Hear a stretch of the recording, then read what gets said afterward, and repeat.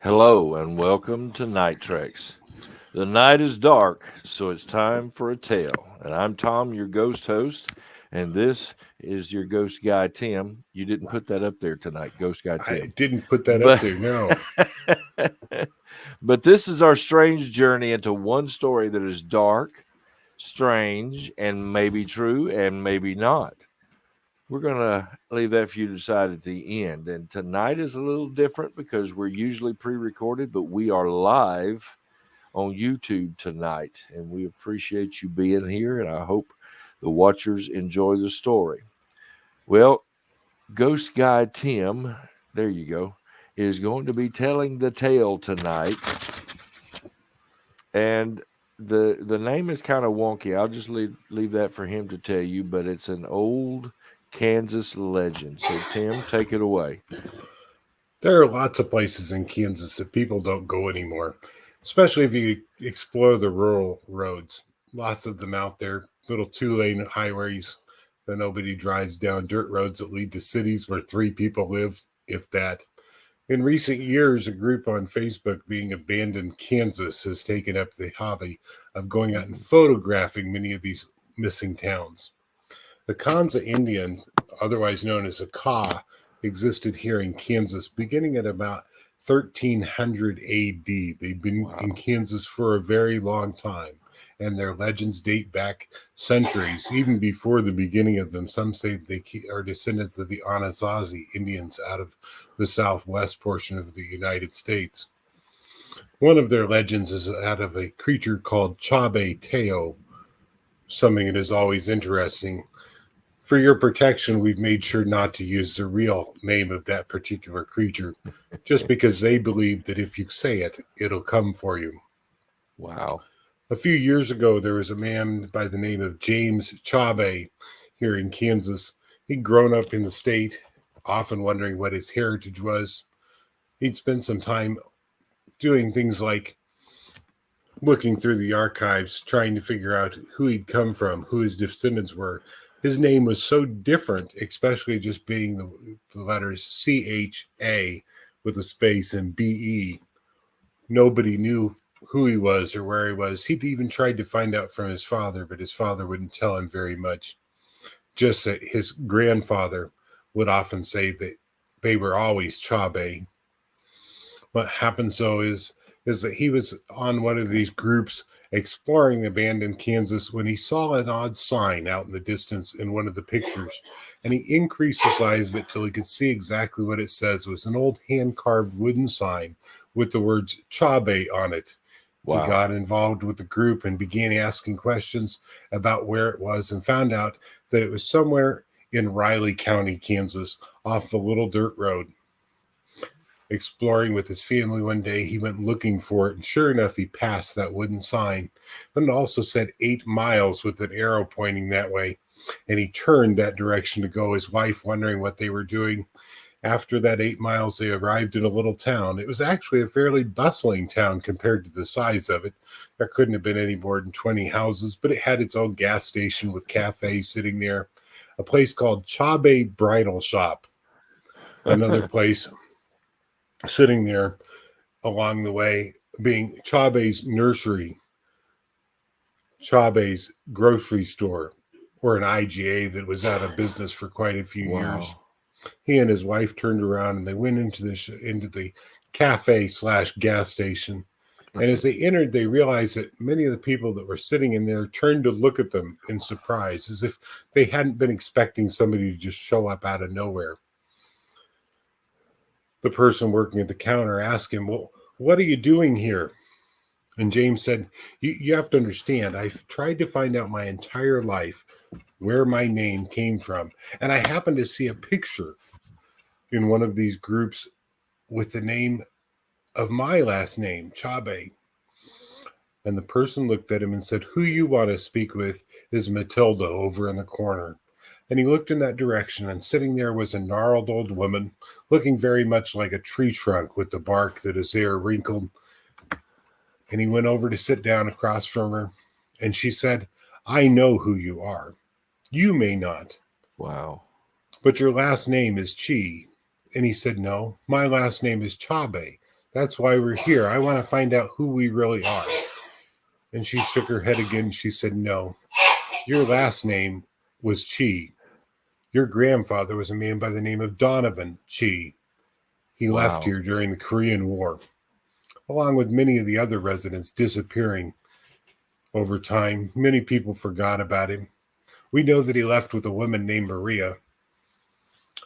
And James sat there for a moment, realizing that his grandmother's name had been Maria. His Oh, grandfather had been named Donovan, but their last name hadn't been Chi, it was Cha Be. And so he began asking questions about the town, and she said, there's nothing that we can really tell you. This place is secret, sacred, and those who come here often don't leave. It was at that point that James's wow. wife began tugging on his shirt, and she pointed to the door as two men carrying rifles walked in and stood in front of the door so the family couldn't leave.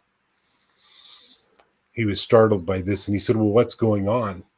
And Matilda said, you cannot leave until we know it's safe. What do you know about your name? And he said, nothing. I don't remember anything. There's only one thing I remember, and it was always kind of a strange thing. He said, when my grandfather was dying, he would say something about Cha Be, and he would say, Cha Be is an evil place. No one belongs there, and the Teos will come for you. He says, but I just took it as a delusion. And Matilda said, we never say those words, at least not together. To say them together brings evil upon us. To write them brings evil upon us as well. So we avoid it completely. But here it's safe from everything else. But we still can't let you leave until we know for sure. Because whatever comes here can come to wherever you are. Ooh. What happens, though, is that as they were sitting there, the teenage boy, his son, had been playing with his cell phone, typing something inside of it. The boy had been sitting there for some time looking down when screaming started in the room around him. And the boy looked up to see what was going on, and he realized that there were 5 strange creatures now in the room with them. They were much like the brown Wow. earth of Kansas and the rocks, some of the Osage orange trees mixed in with grass growing out of their backs, some of them having tufts of sunflowers near their ears. The boy was horrified as he realized that one of them had wrapped its fingers around his mother's neck, and there were droplets of blood coming from the fingertips. Mm. The wife was not screaming at this point. However, the boy realized something was wrong, and the old woman said, someone has said the words together. They've said the words Cha Be Tao, or they've written it down somewhere. And the boy looked at his phone and realized that as he had been typing a message to his friend, he had written the words, my parents and their craziness, especially my dad, is talking about some legend called Cha Be Tao. I can't wait to get home. The creatures had appeared just as he had hit Oh, the wow. send button. What happens along the way, though, is that James began to hear a voice, and the voice said, this one is ours. And the woman, Matilda, said, you can't take this one.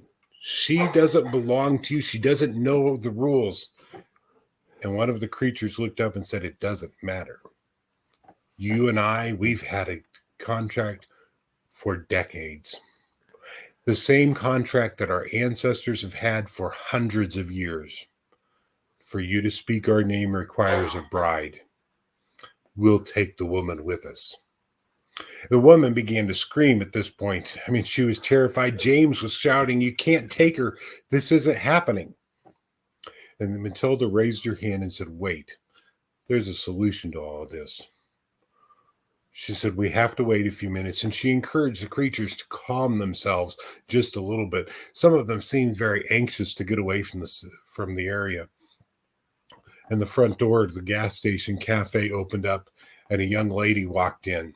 And Matilda said, this one is yours. You leave her behind. She stays here with the man and her children. The creatures immediately agreed. taking the woman with them, somehow dematerializing right before James's eyes. Matilda looked up and said, "Now you know. We never say those words, at least not together. And we always remember that when they come, there will be a sacrifice, and it will always be a bride. You're free to go now. Take your family and leave, because at this point you know the real danger of Cha Be. Perhaps the story is true, maybe it isn't. But to this day, Kansas Indians, especially the Ka and Kansa, will not say the words. Wow. Maybe along the way out there, you may encounter Cha Be as you're traveling through the state of Kansas. Be warned, though, that the creatures can come without warning. Wow. Well, did Tim make up a fanciful work of fiction, a dark horror story? Is this a true legend? Is this something that really happened? Are those creatures real? Is the town even real? Well, we're going to leave that for you to decide. So the tale is told, and we are done. Until the next dark night when we take our night treks, this is your ghost host, Tom, and the ghost guide, Tim, Ghost idea. wishing you safe but strange night treks.